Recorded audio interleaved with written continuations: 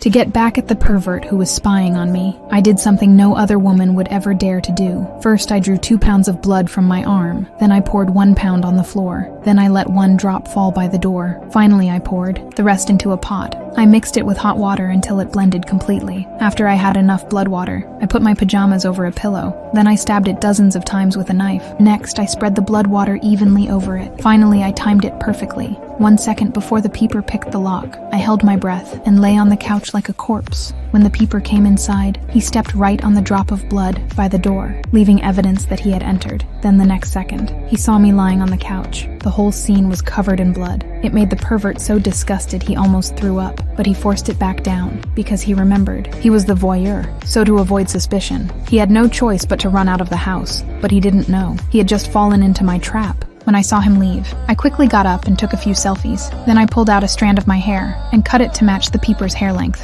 Then I placed it next to the bloodstain and took another photo to make it more convincing. After I finished cleaning the scene, I even dropped a bit of blood under the couch on purpose, so the police would find a clue later. Finally, I disappeared from the city, leaving all the mess to the voyeur. The reason the voyeur could get into my house was because he was the manager of a real estate agency. John used his position at work to secretly sneak into his clients' homes and spy on their private lives to satisfy his twisted desires. Every time John entered a client's home, he would steal a small unnoticed item and treat those things as his trophies. He even went as far as renting a warehouse just to store all those stolen items. He hung them all over the walls, creating his own secret fantasy room. But when you do thrilling things too often, it's hard to feel that rush again. So John decided to find a new way to satisfy himself, and that was when I suddenly caught his attention because I was eating a grilled sausage while posting vegan food photos on social media. My fake and contradictory image made John extremely curious about me, so he made me his new target. When he found out I was a female influencer with nearly 300,000 followers